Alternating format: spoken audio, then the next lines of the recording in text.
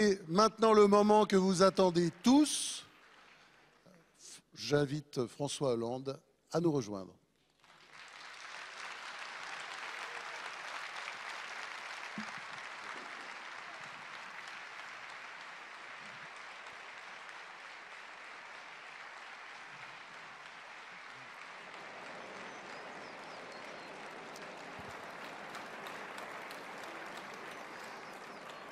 Alors François Hollande, vous avez parlé beaucoup dans cette campagne de l'idée de redonner confiance, de redonner de l'espoir aux Français. Vous avez parlé notamment de rêve français, c'est pourquoi votre place est ici.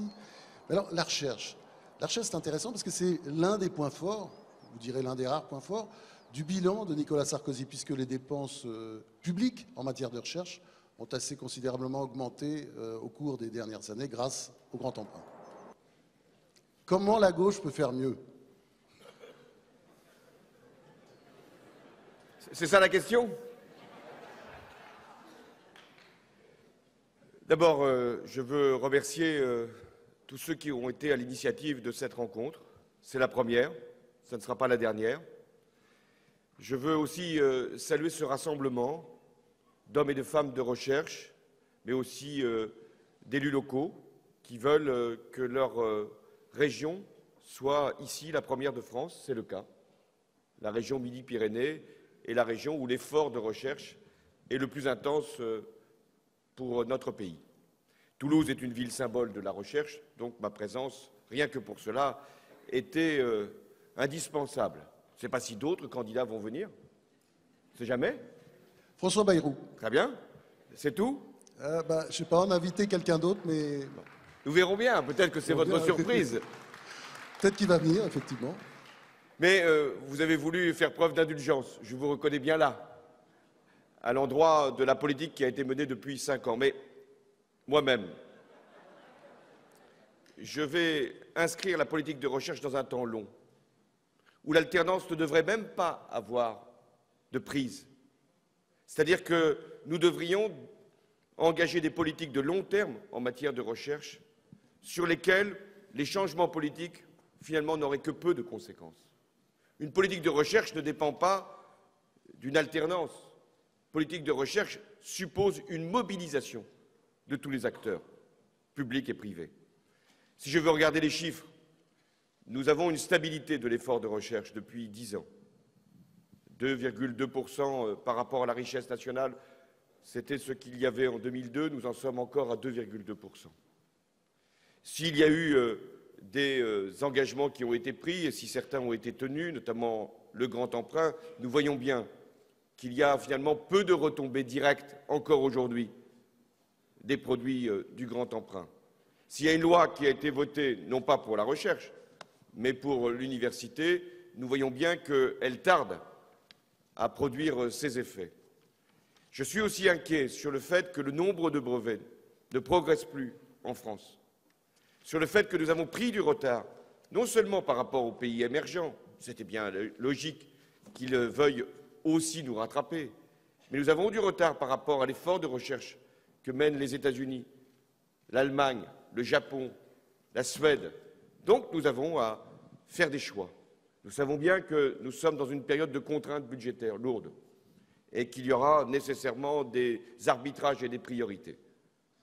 Je considère, je l'ai dit, et vous avez voulu évoquer l'enjeu de la jeunesse, de la génération qui vient, que l'éducation, la recherche doivent être prioritaires dans les choix que nous aurons à faire pour les prochaines années.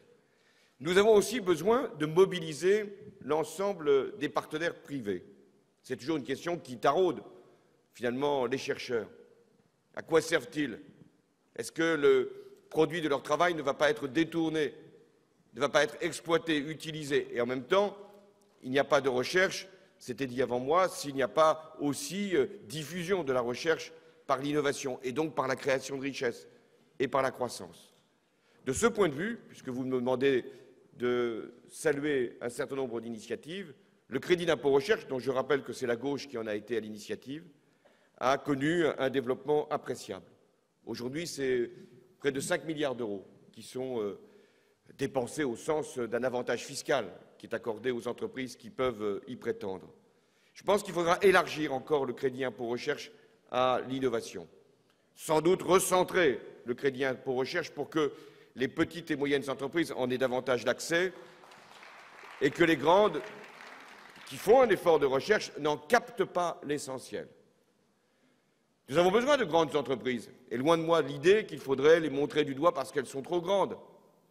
Mais nous n'avons en fait que 7 grandes entreprises parmi les 100 premières du monde qui peuvent être donc dans ce palmarès des entreprises qui font le plus de recherche et développement. Mais que de petites et de moyennes entreprises sont privées de moyens financiers pour accéder à l'innovation et à la recherche. Donc, une de mes propositions, ce sera d'élargir le crédit d'impôt recherche à l'innovation, et notamment pour les petites et moyennes entreprises. Et une autre de mes propositions, puisque vous avez parlé de grand emprunt, ce sera que ce produit du grand emprunt puisse être bien plus rapidement qu'il n'est prévu distribué, réparti, affecté aux entreprises, aux organismes de recherche, parce que nous en avons besoin tout de suite. Si nous voulons sortir de la crise, il y a plusieurs méthodes.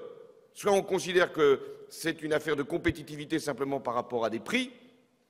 Vous voyez bien à ce moment-là les conséquences, baisse du coût du travail ou création de TVA. Ou au contraire, on considère que c'est un effort long, sans doute long, mais qu'il doit être engagé tout de suite, et c'est donc l'affectation immédiate des produits de ce grand emprunt pour le service de la recherche et de l'innovation. Je pense aussi que nous avons besoin de mobiliser de l'épargne, mobiliser des financements. Quand un État comme le nôtre n'a plus les moyens budgétaires, quand devrait-il les retrouver? Eh bien, il faut mobiliser l'épargne privée. Et j'ai donc fait en sorte qu'une proposition soit faite pour que nous puissions mobiliser par un livret d'épargne des sommes importantes qui devraient être affectées à l'innovation et, si c'est possible, à la recherche. Voilà ce que je voulais dire comme introduction à votre propos. Oui, j'avais essayé de commencer dans l'optimisme, mais il y a un problème déprimant, c'est l'innovation, justement, parce que nous sommes au 11e rang dans le tableau européen de l'innovation. Comment est-ce que vous pouvez améliorer les choses? Tout est très compliqué. Derrière la Suède et toute une série. Non, mais tout est très compliqué en France. Et le gouvernement dont vous avez parlé a encore aggravé les choses.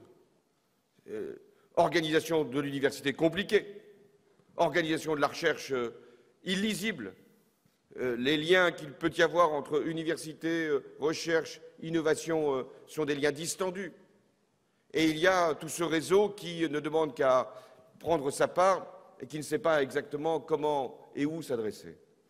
Donc la première priorité, c'est la simplification. La deuxième priorité, c'est la mobilisation de financement.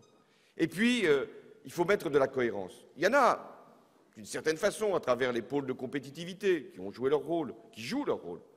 Mais moi, ce que je veux, c'est un plan cohérent, où nous trouverions l'État, les collectivités locales.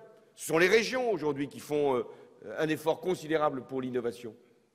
C'est souvent l'État qui se pare des plumes du paon, et c'est en définitive la région qui essaye, je n'ose pas dire de gaver, mais enfin de nourrir un certain nombre d'organismes.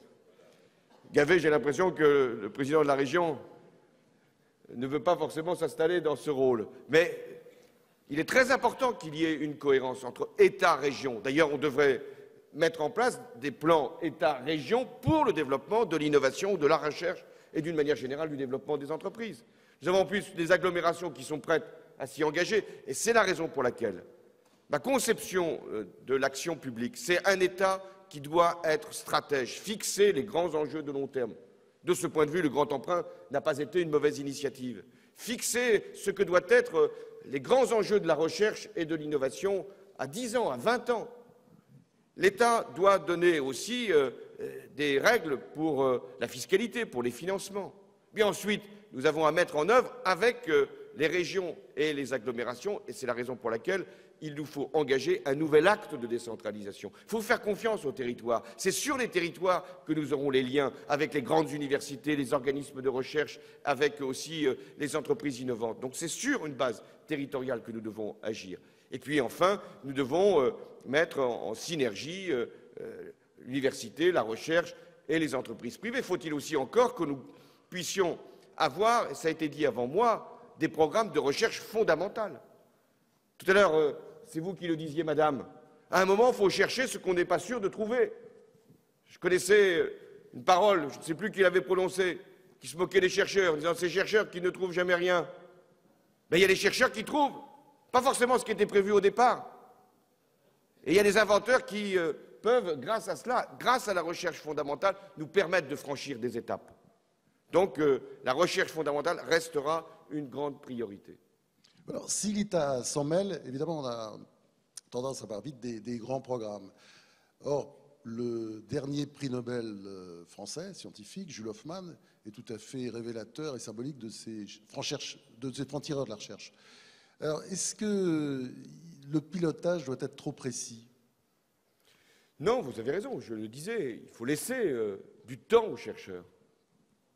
En ce sens, on ne peut pas tout mettre dans des appels à projets. Du temps et de la liberté. On ne peut pas tout mettre dans des appels à projets en considérant qu'il n'y aurait plus de temps pour les chercheurs, de projets longs. De la même manière, il n'est pas possible à chaque fois de demander une évaluation permanente. Que de temps perdu aussi dans les évaluations, que de temps administratif qui devrait être consacré à la recherche et pas simplement à fournir les preuves de la capacité, de l'efficacité d'une recherche. Mais il y a, c'est vrai, des signes qui doivent être envoyés. Moi, j'ai été très intéressé par l'intervention que faisait dans votre journal Roger-Paul Droit sur comment une société invente. Il y a finalement deux possibilités pour inventer, ai-je bien compris. Il y a la répétition. Quelquefois, il ne faut pas répéter. Il ne faut pas redoubler. Il y a la répétition. Et puis il y a la rupture. C'est-à-dire, à un moment, le changement qui doit se faire. Mais, au-delà de la métaphore et des symboles, c'est vrai qu'il y a un moment où il faut fixer ce qui va être nouveau, sans qu'on le sache encore, sans qu'il se dessine. Mais enfin, voyons qu'il y a 3 ou 4 grands domaines. Il y a tout ce qui est éco-technologie, où là, nous avons à imaginer ce que pourrait être un monde sans pétrole, peut-être demain avec moins de nucléaire. Donc, comment faisons-nous pour inventer les énergies nouvelles, l'économie d'énergie, l'efficacité énergétique, des nouveaux systèmes? Rifkin est en train de présenter un modèle où nous pourrions avoir un système d'irrigation énergétique, où chacun créerait sa propre énergie. Nous verrons bien, mais il faut avoir cette ambition du futur. Deuxième grand domaine, c'est le domaine médical, c'est le domaine de la santé. Là aussi, ce sont les pays qui sont les plus innovants en matière de santé, qui sont souvent les plus dynamiques. Il y a aussi, bien sûr, tout ce qui est lié au transport. Je parle ici à Toulouse, avec l'aéronautique, avec le véhicule propre, avec, bien sûr, toutes les nouvelles technologies de la mobilité. Et puis enfin, il y a tout ce qui va être la recherche sur la vie elle-même, c'est-à-dire ce qui va changer notre vie, avec une grande question qui est posée à chaque fois. Est-ce que finalement on peut laisser la recherche se faire dans tout domaine sans limite? Et je veux affirmer ici ma confiance dans la recherche, dans le progrès, dans la science. C'est très important de le dire, parce que le doute s'est installé. Il faut en avoir conscience. Il y a une partie de l'opinion publique qui, aujourd'hui, s'interroge sur le progrès et sur la science. Doute même, parfois, que ça peut être utile à l'humanité. Donc nous avons un double devoir de conviction, de dire que notre avenir dépend de la capacité scientifique, de la France, de l'Europe, n'oublions pas l'Europe dans cet enjeu-là, et du monde. Nous avons le devoir aussi d'expliquer que la science est au service de l'humanité, et en même temps d'avoir des règles éthiques qui fassent qu'il puisse y avoir des limites qui puissent être posées chaque fois qu'il y a en cause la liberté ou la vie. Donc le rôle du politique, c'est de donner ce message de confiance dans la science, dans le progrès, dans le développement, dans l'innovation. Et en même temps, c'est de dire à la France, aux Français, que nous avons un atout considérable ici. Parce qu'à force d'évoquer toutes nos faiblesses, nous en avons beaucoup, enfin, nous n'en sommes pas responsables. nous pourrions douter de nous-mêmes. Nous sommes une grande nation scientifique, mais une nation scientifique qui ne reconnaît pas suffisamment la culture scientifique, les filières scientifiques, le travail des chercheurs. On le voit à travers aussi bien les rémunérations. Regardez la différence entre un homme et une femme qui travaillent dans la finance et un homme et une femme qui cherchent dans un laboratoire. Et vous verrez finalement une hiérarchie qui s'est installée par rapport à ce qui est utile et ce qui ne l'est pas. Nous avons de grandes écoles, nous en sommes fiers, et en même temps nous nous rendons compte que dans les classements internationaux, nous ne sommes pas forcément dans les meilleurs, y compris pour ces grandes écoles. Donc le rapprochement entre universités et grandes écoles, c'est un point que nous devons absolument régler dans notre pays. Nous avons beaucoup de jeunes qui, au départ, s'engagent dans les filières scientifiques, puis ensuite, finalement, les négligent. Et nous avons un problème de recrutement de métiers scientifiques dont nous devrons faire, dans notre éducation, priorité aux filières scientifiques, de façon à ce que ça conduise aussi à des débouchés, à des métiers. Enfin, il y a la question des doctorants, pardon d'être technique là-dessus. Mais enfin, c'est en France que nous avons finalement si peu reconnu le travail des docteurs, aussi bien dans les conventions collectives que dans l'administration. Donc là aussi, nous devrons y mettre bon ordre pour que la science, pour que la recherche puisse être considérée dans la hiérarchie de nos valeurs comme la première. Oui, donc, si j'ai bien compris, c'est par la science et le progrès que vous comptez redonner confiance à ce pays particulièrement déprimé. Mais vous avez l'impression que c'est possible dans un pays qui est le plus pessimiste du monde, si on en croit les sondages, plus pessimiste que l'Irak, que l'Afghanistan, que la Somalie, que... C'est possible? Qui nous a mis dans cet état-là? Alors que nous sommes plutôt un peuple joyeux, confiant, fier même. C'est pas ce que disait Jean Cocteau, quand même. Parfois arrogant. Il disait les Italiens sont des Français de bonne humeur, vous vous souvenez? Il avait raison d'ailleurs. Mais nous nous ressemblons beaucoup entre Français et Italiens. D'ailleurs, sur le plan de l'alternance, ce serait souhaitable que nous allions dans la même direction. Mais nous avons finalement une certaine fierté de nous-mêmes en France. Parfois, ça touche à l'arrogance. Nous pensons que nous sommes un pays d'exception. Et c'est vrai que nous avons une forme d'exception culturelle, une forme d'exception politique, une forme d'exception à penser que nous pouvons faire avancer non seulement notre propre pays, mais l'Europe et le monde. Nous avons toujours cette vocation parce que nous avons une grande histoire. Et moi, je suis aussi conscient que vous de ce mal qui s'est installé en France, de ce doute, de cette inquiétude, de ce sentiment de déclin pour la nation ou de déclassement pour un certain nombre de nos compatriotes qui pensent que demain sera moins bon qu'aujourd'hui. Donc j'ai parlé de rêve français. On m'a dit comment imaginer le rêve aujourd'hui avec la situation que nous connaissons. Mais bien sûr, le rêve français, c'est le rêve du progrès. C'est le rêve que la génération qui va venir va vivre mieux que nous. Et comment y parvenir? Par l'éducation, par la formation, par la qualification, par la mobilisation de nos talents, par la reconnaissance de la recherche, par la culture, bref, par la matière grise que nous avons ici à notre disposition. Les pays qui vont être demain les plus compétitifs sont ceux qui auront le niveau de recherche le plus élevé, le niveau de formation professionnelle qualifiée le plus important. Nous avons aussi un grand enjeu par rapport à l'université. Un quart seulement d'une génération, aujourd'hui en France, a le niveau de licence. C'est 40% pour un pays comme le Danemark. Nous devons élever le niveau de la connaissance, du savoir, de la transmission. C'est pourquoi moi j'ai confiance aussi dans l'avenir. Nous avons tous les moyens, toutes les conditions. Il faudra faire des efforts, il faudra redresser nos comptes publics, il faudra redresser notre industrie. Mais nous avons toutes les conditions pour réussir, mais à condition que nous valorisions nos atouts, que nous disions que nous pouvons être fiers. Vous avez évoqué des prix Nobel. Nous en avons eu 2 en quelques mois. C'est un sujet de grande fierté. Donc, si nous prenons la mesure de ce que nous pouvons apporter à notre propre pays et à l'Europe, nous pouvons, je pense, redonner confiance aux Français. Vous savez, les Français, ils sont pessimistes sur l'ensemble et confiants pour eux-mêmes. Alors, essayons de faire que cette agrégation de confiance individuelle fasse aussi un optimum collectif. Alors,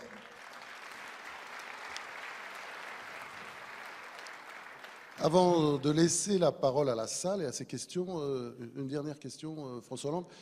Dans la recherche, quelles sont vos priorités? Vous en avez, vous en voyez ou... Je ne suis pas sûr que ce soit à moi de le dire. J'ai évoqué ce qui était pour notre pays les grands enjeux.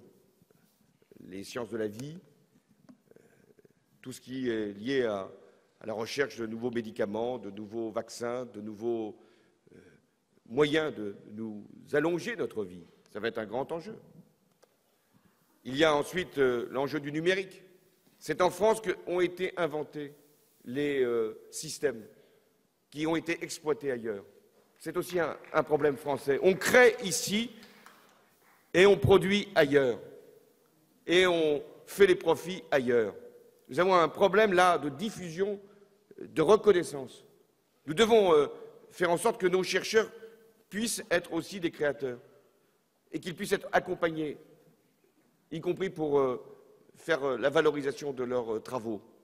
Nous devons garder nos chercheurs autant qu'il est possible ici en France. Ce n'est pas toujours facile. À nous de créer toutes les conditions pour qu'ils puissent rester ici. Et nous devons attirer des chercheurs étrangers et ne pas les faire non plus attendre parce qu'ils n'ont pas le visa ou parce qu'ils n'ont pas la carte de séjour, ce qui est le cas quand même ici pour nos universités françaises. Donc voilà, je pense que les grands enjeux, c'est le numérique, les sciences de la vie et puis, bien sûr, je l'ai dit, l'énergie. La parole est à la salle. Question. Qui veut intervenir? Qui a une question?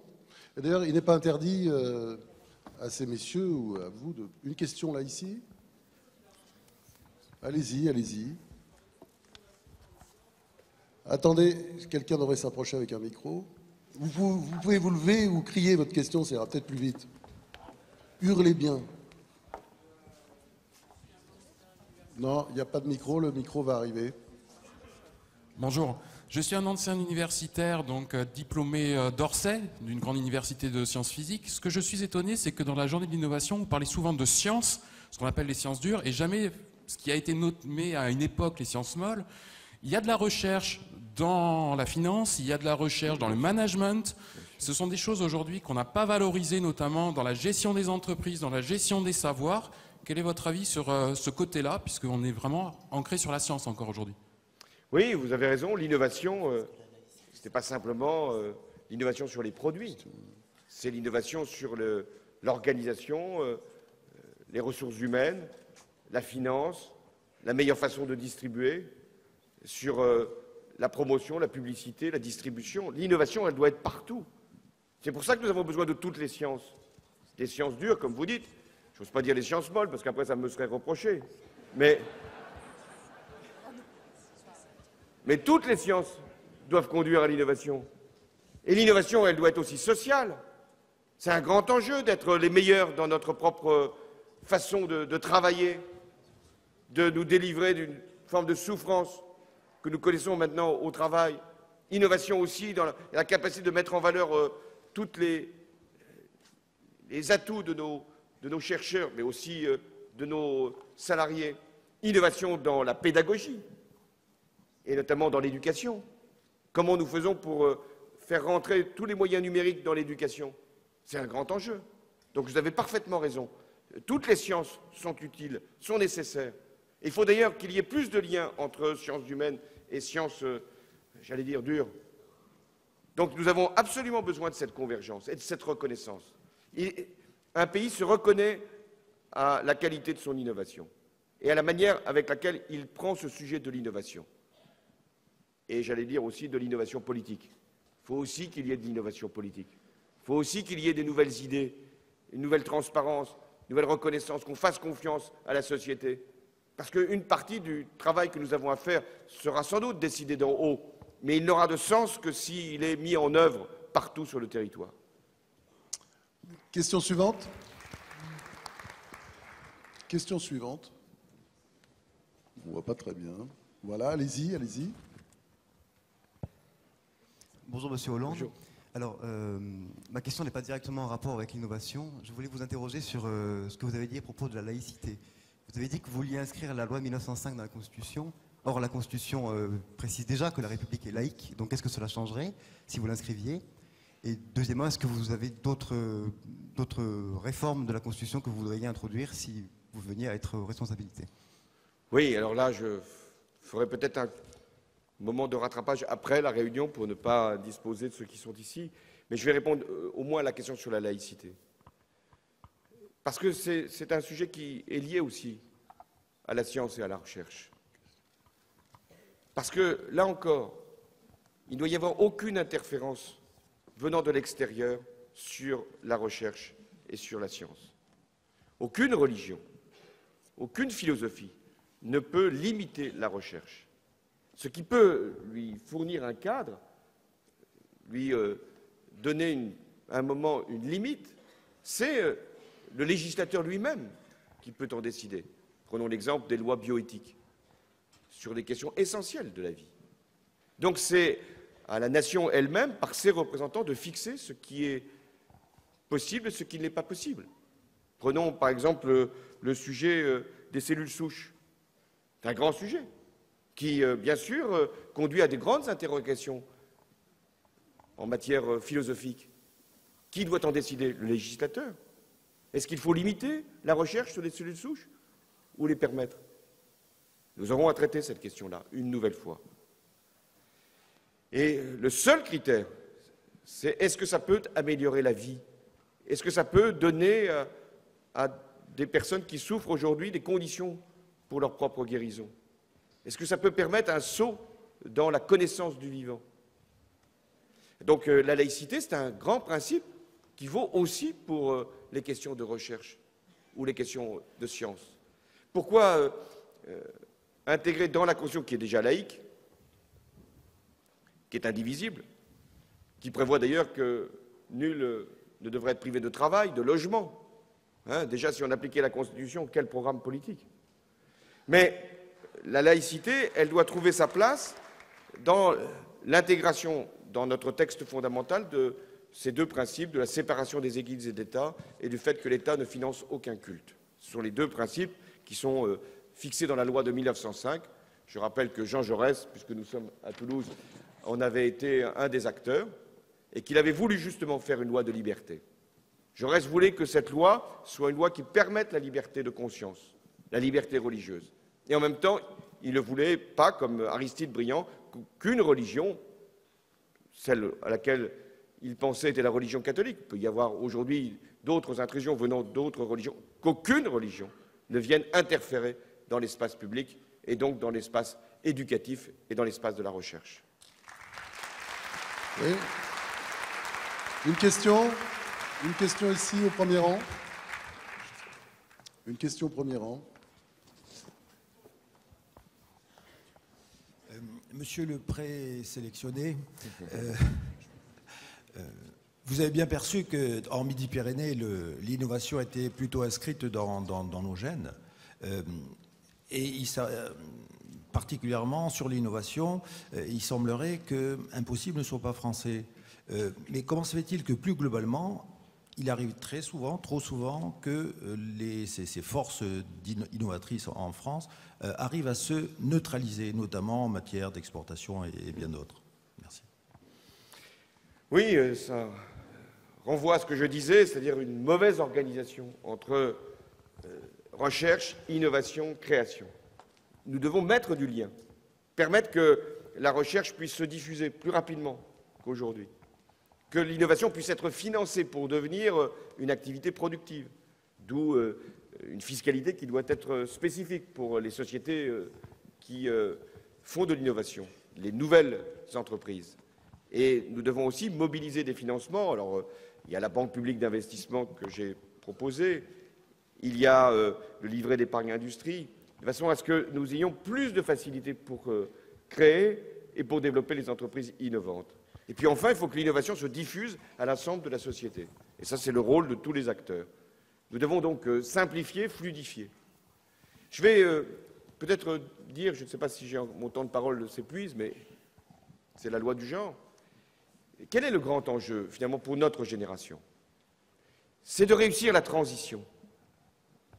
La transition entre un système de production, celui d'hier, et le système de production de demain.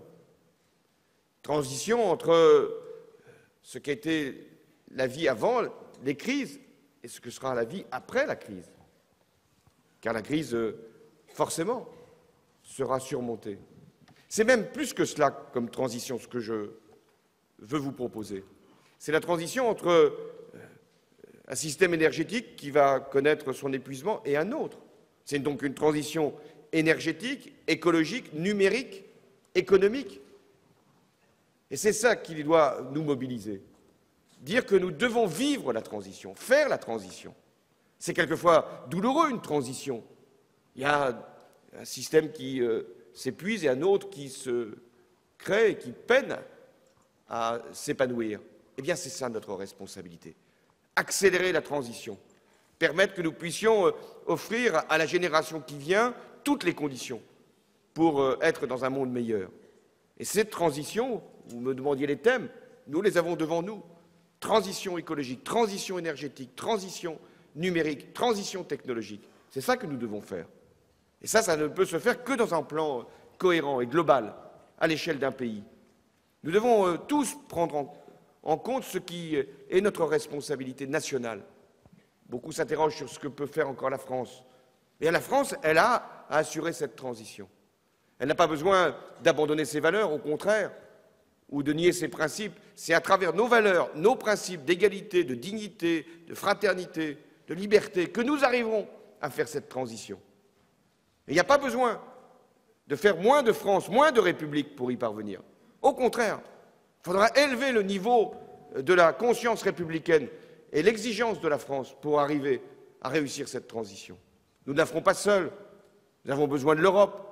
Et si j'ai dit que l'Europe devait bien sûr avoir ses disciplines, ses règles, ses coordinations de politique économique, budgétaire, elle devait aussi être une Europe de développement, de recherche, de croissance. Parce que c'est là qu'on va ensemble, tous les pays européens, nous sommes la première puissance du monde, définir aussi un certain nombre de défis, la transition. Voilà ce que nous allons proposer à nos partenaires, réussir la transition. Parce que si nous réussissons, nous, la transition, nous serons demain les meilleurs dans le monde. Une autre question? Ici. Monsieur. Oui, bonjour. Nous savons qu'un des fondements de la recherche et de l'innovation, c'est la qualité des études au collège et au lycée. On lit souvent des études qui nous disent que le classement de la France, tant à l'échelle européenne ou mondiale, tend à diminuer. Qu'est-ce que vous pensez de ces classements et quel est votre programme concernant le collège et le lycée pour améliorer les choses?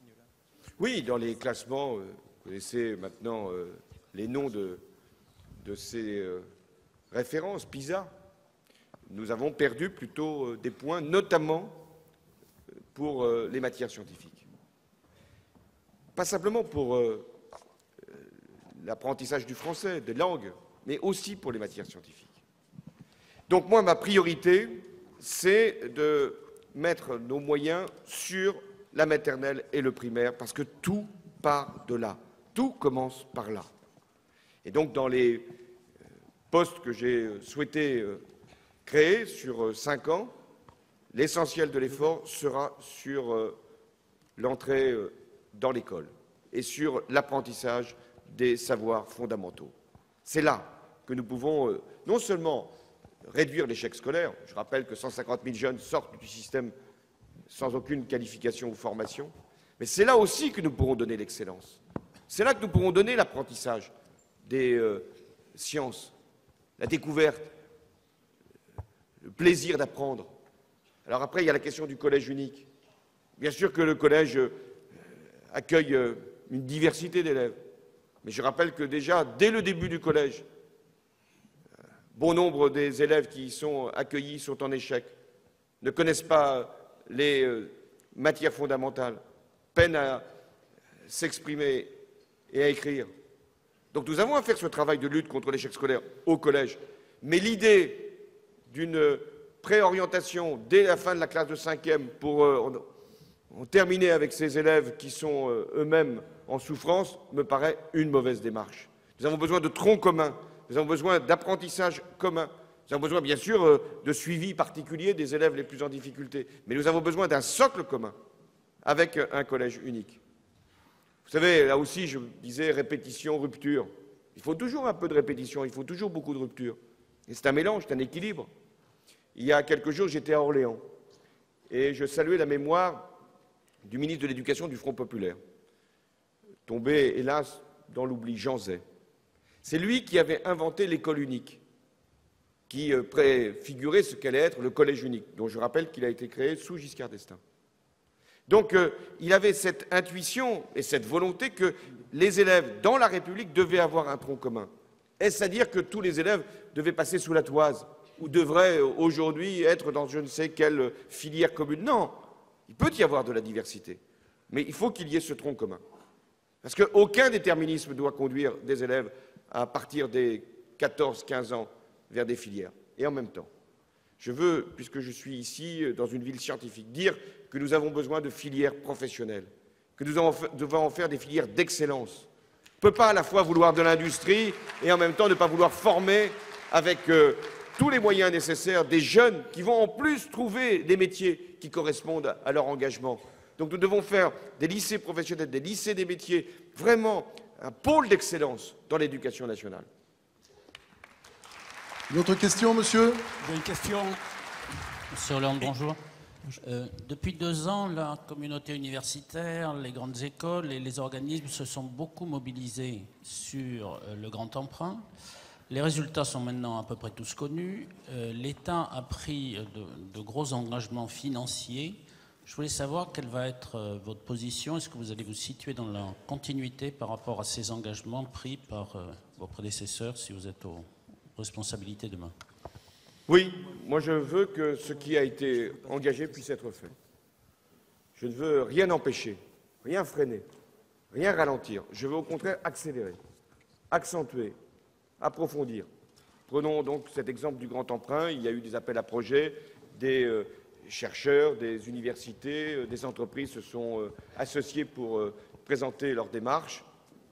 Maintenant, les choix ont été pour l'essentiel faits, au moins pour 20 milliards d'euros, mais 20 milliards de promesses, pas 20 milliards de crédits versés. Donc le grand enjeu, je l'ai annoncé ici, c'est d'accélérer le versement, d'aller plus vite.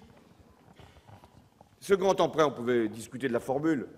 Quand notre pays était déjà très endetté, faire un grand emprunt n'était pas sans doute le meilleur message que l'on pouvait adresser, ni au marché, ni aux Français. Mais en même temps, c'est là, ça a eu au moins un mérite.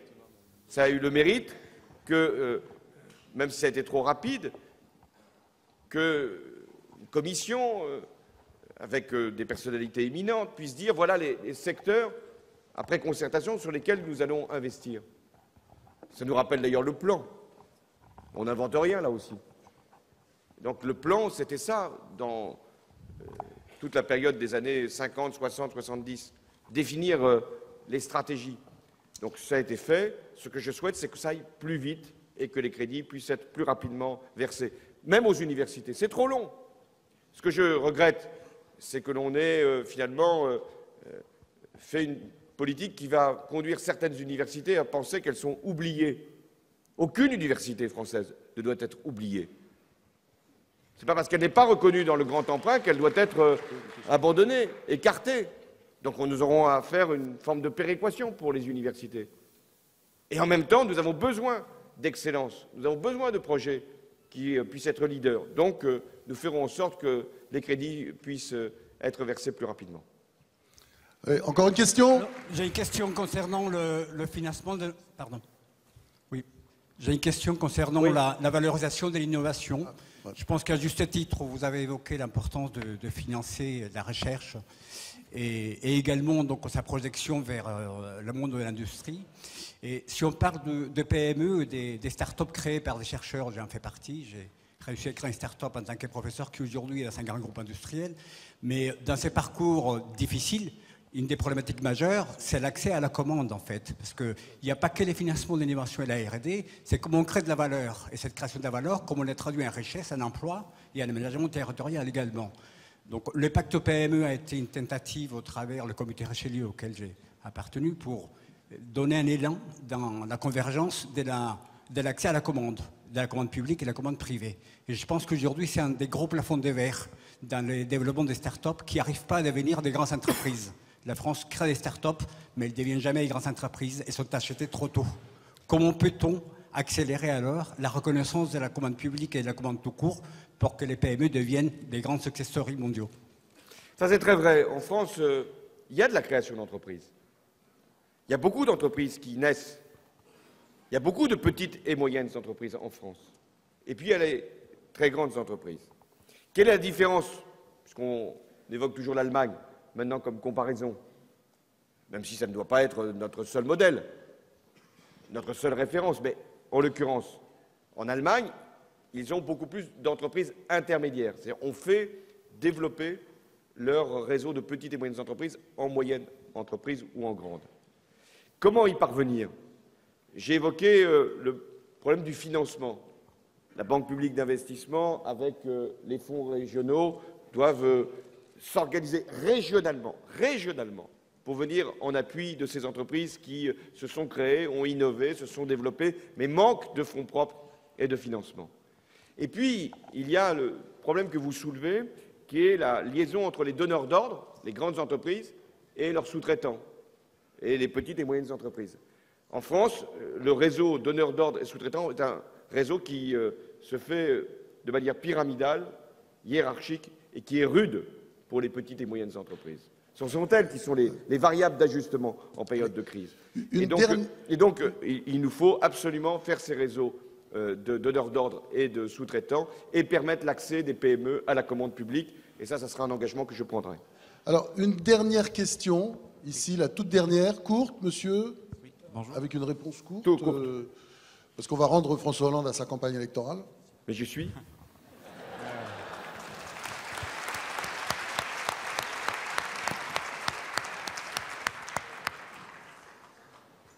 Bonjour Monsieur Hollande, merci d'être venu aujourd'hui à Toulouse. Donc vous avez posé dans votre discours plusieurs fois l'équivalence entre la recherche et l'innovation. Et donc certes la recherche apporte de l'innovation, mais l'innovation ne se limite pas à la recherche. Souvent l'innovation repose sur des individuels qui ont des idées. Et est-ce que vous pensez qu'actuellement en France, les structures étatiques et les grands centres de recherche permettent aux individuels d'être force de proposition? Et sinon, comment envisagez-vous de rendre un peu plus démocratique l'apport d'idées et l'impulsion de l'innovation? Ouais. Comment repérer les idées, les hommes et les femmes qui les portent? Comment faire en sorte que nous puissions être plus accueillants à l'égard des idées nouvelles, des personnes qui ne sont pas passées dans le moule, dans le sérail, dans les filières? Que de talents parfois oubliés, en définitive de capacités gâchées. Mais comment faire? Sûrement que le système bancaire peut aussi avoir sa responsabilité, que le système administratif est trop lourd. C'est une question de société, c'est une question de mentalité, c'est une question de regard. Accepter qu'il y ait une idée et une personne qui la porte qui ne soit pas passée par les grandes écoles ou par tel ou tel système universitaire. Et en même temps, avoir grand respect pour l'université, les grandes écoles et les recherches. Mais c'est terrible en France, les systèmes de caste, les systèmes finalement de catégories bien établies. Moi, ce qui m'a toujours frappé, c'est que quand on passe par une grande école, ça vous suit toute votre vie. Toute votre vie, vous mettez ancien élève de la grande école en question. Et à mes temps perdus, maintenant très rares, je lis les rubriques nécrologiques. Et bien même quand vous mourrez, on met que vous êtes sorti d'une grande école. Je ne sais pas si ça permet, arrivant au paradis ou au purgatoire, d'avoir un accès particulier, une chambre peut-être meilleure, un hôtel de meilleure qualité. Mais voilà, c'est ça la France, c'est aussi ses filières, ses castes. Donc nous devons reconnaître l'excellence, saluer le mérite, c'est très important le mérite, le travail, l'effort, le talent, et en même temps avoir cette disponibilité d'esprit de penser que l'un ou l'autre d'entre nous, qui n'est pas passé par les filières habituelles, peut apporter son génie. Parce que le génie n'est pas forcément passé par une grande école. Mais moi, je voulais en tout cas vous remercier tous et toutes, non pas pour les semaines qui viennent. Là, je suis un chercheur. Je vais voir si je vais trouver la confiance. Mais remercier pour ce que vous faites pour le pays. Chercher, trouver, mobiliser, inventer. Et finalement, c'est vous qui allez gagner l'élection. Merci. Merci François Hollande, merci infiniment. Merci à vous, messieurs Cohen et Malvy, ou Malvy et Cohen. Merci à André Sirota, Alain Fuchs et Agnès Buzyn. Merci. Je vous laisse maintenant entre les mains d'Étienne Gernel, directeur de la rédaction du Point, qui incarne l'avenir du Point et qui va diriger les prochains débats.